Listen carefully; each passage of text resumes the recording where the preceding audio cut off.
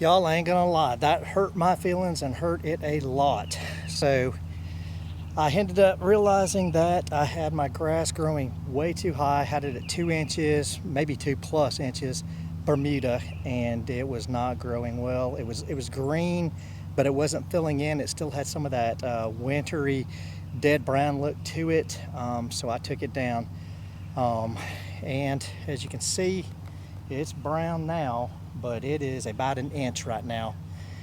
And I painted it black. I got my Humic 12, my Air 8 out. I started with Air 8, Humic 12, RGS, and Micro-Greene.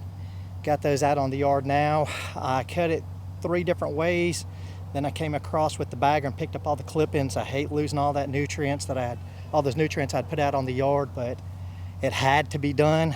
I am excited though.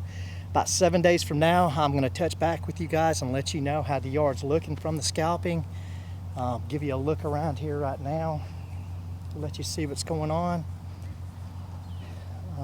And up to the house. So I've got a good feeling, probably the best that I've ever felt about my yard up to this point. There's my driveway to grass line.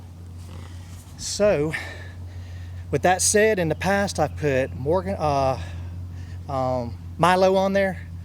I've put PGF Complete on there, and then I have hit it up with some fungus killers, insects, and then again I put my next products on there. And this is a little layout of my yard that I have in my garage.